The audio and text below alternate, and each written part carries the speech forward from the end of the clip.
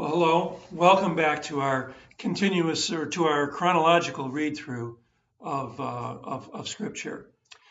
Yesterday, with the death of Joseph, we came to the end of the book of Genesis.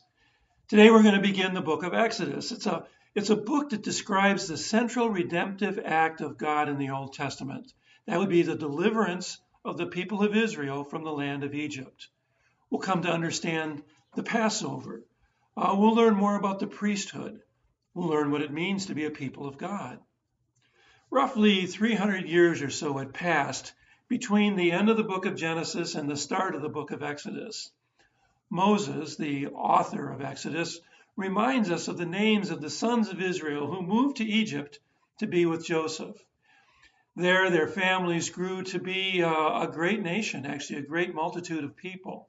So many, in fact, that Pharaoh, who didn't know Joseph, decided that Egypt needed to protect herself from them in case they decided to side with an enemy and escape from the land.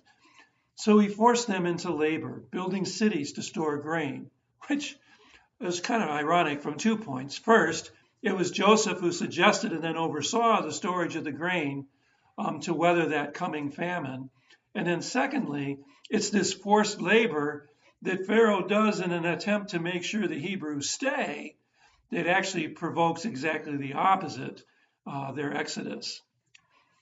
When the forced labor didn't slow down the growth of the Hebrews, Pharaoh ordered that the midwives would kill the males, the Hebrew males when they were born, and let the female children live. Of course, the midwives didn't do this. It was clearly against God's will. And they feared God. They wanted to live according to God's will. When they were questioned by Pharaoh as to why this wasn't happening as it had been, they simply told Pharaoh that the children born of the Hebrew women were just so vigorous that their children were born before they could even get there. So Pharaoh ends up resorting to basically commanding all of the people to cast the sons, would be the newborn infants, of the Hebrews into the Nile and to let the daughters live. It's hard to even think what level of difficulty that must have created to have that vigilante aspect of things going on all the time. By the way, one other thing, you might want to note that this Pharaoh, we have no idea, we don't know who he is. He's not named. He's working against God. He's not named. But the midwives who carry out God's will and are part of this same story, they are named. God exalts the humble and he humbles the exalted. Well, in the midst of all this turmoil, a son is born to a couple from the tribe of Levi. They're able to hide, somehow or another, they're able to hide the infant for about 3 months. But when they can't hide him any longer, the mother makes a floating basket, places the child in it among the reeds. The child's sister watches from a distance to see what's going to happen. Pharaoh's daughter comes down to the river to bathe. She sees the child in the basket, and even though her father has commanded that all infant Hebrew males are to be thrown into the river, she has pity on him, and she takes him as her own, naming him Moses because she drew him out of the water. What's even more is that Moses' sister, who's been watching from a distance, comes up and asks Pharaoh's daughter if she wants her to find a Hebrew nurse for the child, which Pharaoh's daughter agrees to. So Pharaoh's sister goes and gets, Moses' sister goes and gets his own mother to do the job. So Moses is raised until he's weaned by his own mother, who's actually getting paid for the task to boot. Clearly, God is at work here. About 40 years pass before we hear again of Moses. Once leaving his mother upon being weaned, Moses was raised as an Egyptian with all the trappings of Pharaoh's household. But he still seems to have been aware of who his people are and how they're being treated. One day, he secretly kills an Egyptian who is abusing a Hebrew, who's mistreating a Hebrew. But he finds out the next day that his secret is really no secret at all. And when Moses learns that Pharaoh is seeking to kill him for the offense, Moses flees and ends up in the land of Midian. In Midian, he comes to rest at a well. And at that well, he ends up befriending and protecting some shepherdesses who go there to water their flocks.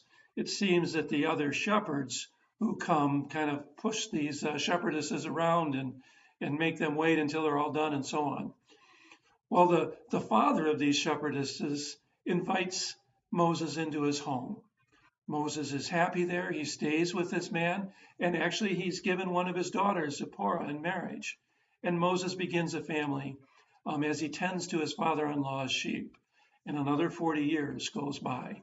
Moses is now 80 years old. During this time, the Pharaoh that had sought Moses' life had died, but the cries of God's people to be rescued from their slavery continue to rise to God. God remembers his people, and he remembers his promises to Abraham and Isaac and Jacob, and God acts on them.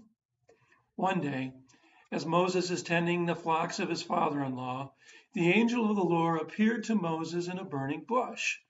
The bush burned, but it wasn't consumed. Moses found that quite curious. And as he approached the bush, it called out to him, telling him to take off his sandals because he was on holy ground.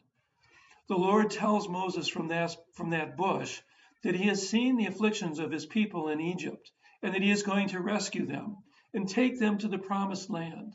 And he tells Moses that he is the one that God is going to send to Pharaoh to bring out his people and then to bring them back to this place to worship. Well, Moses protested. He's just a nobody. But God says, no problem. I will be with you, and I'm a somebody.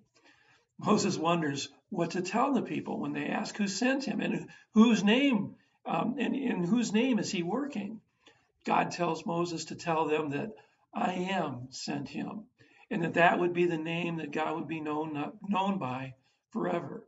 He further tells Moses that Pharaoh would be stubborn about this, and that great wonders would be required to get Pharaoh to capitulate. But when he did, that the women then were to ask for silver and gold and jewelry and clothing as they left Egypt, and in this way they would plunder the Egyptians for their many years of service to them. So as we end our reading today, God has laid out his plan before Moses. We're going to have to wait until tomorrow to see how Moses responds. May God be with you and bless you. I pray that reading his word continues to edify you. We'll gather again together tomorrow.